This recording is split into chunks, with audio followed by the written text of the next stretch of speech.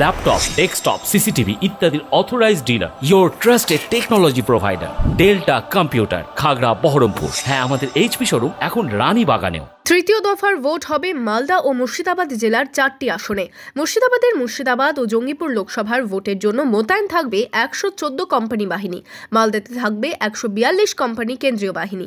তৃতীয় দফার ভোট গ্রহণের 4 কেন্দ্রে মোতায়েন থাকবে মোট 256 কোম্পানি বাহিনী। কমিশনের তরফে জানানো হয়েছে এর মধ্যে 406 কোম্পানি বাহিনী তৃতীয় দফায় মোতায়েন করা হবে। তবে তৃতীয় দফার ভোটের আগে শুরু হয়েছে রাজনৈতিক চাপানোতর। বুধবার ফারাক্কার নির্বাচনী সভা থেকে মুখ্যমন্ত্রী অভিযোগ করেন, কেন্দ্রীয় বাহিনী ব্যবহার করে ভোটে প্রভাব খাটাতে পারে বিজেপি। মহিলাদের কেন্দ্রীয় বাহিনীর বিরুদ্ধে রুখে দাঁড়ানোর বার্তা দেন। যদি সেন্ট্রাল ফোর্স দিয়ে গায়ের জোরে বর্ডার এরিয়ায় ভোট করতে চায় বা আপনাদের এলাকায়, মা বোনেরা রুখে দাঁড়াবেন। এটা আপনার ভোট, আপনার ভোট যাতে কেড়ে নিতে না পারে।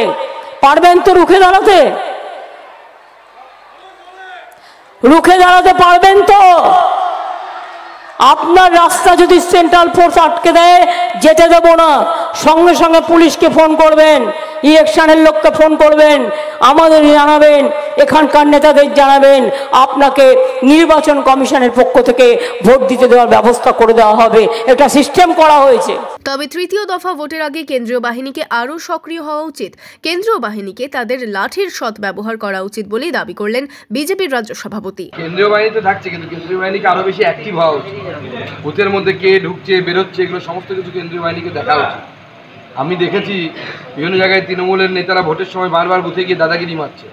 কেন্দ্রীয় বাহিনীকে একটি লাঠির সদ্ব্যবহার করা উচিত। তাদের একটা লাঠি করে দেওয়া আছে, ওটা তো নিজের বাড়িতে তেল মাখিয়ে রাখার জন্য দেওয়া হয়নি। সুকান্ত মজুমদারের এই বক্তব্যকে হাতিয়ার করে ময়দানে সিপিএম। মুর্শিদাবাদ লোকসভা কেন্দ্রের প্রার্থী তথা সিপিএম এর রাজ্য সম্পাদক মোহাম্মদ সেলিম জানান, বিজেপি এমন বলে মারতে হবে, গুলি চালাতে হবে।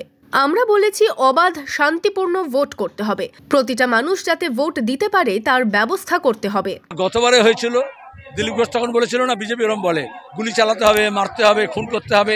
বিজেপির কাজ এটাই। আমরা বলেছি অবাধ, সুষ্ঠু এবং শান্তিপূর্ণ ভোট করতে হবে।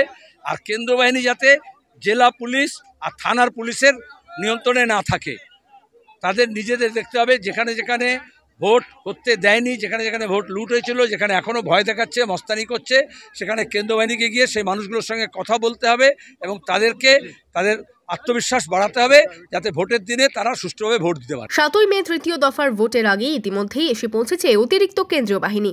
ইতিমধ্যেই এলাকায় এলাকায় রুট মার্চ শুরু করেছে কেন্দ্রীয় বাহিনীর জওয়ানেরা। তবে এই কেন্দ্রীয় বাহিনী নিয়ে শুরু হয়েছে রাজনৈতিক দড়ি টানাটানিও। Bureau report, imagine community media.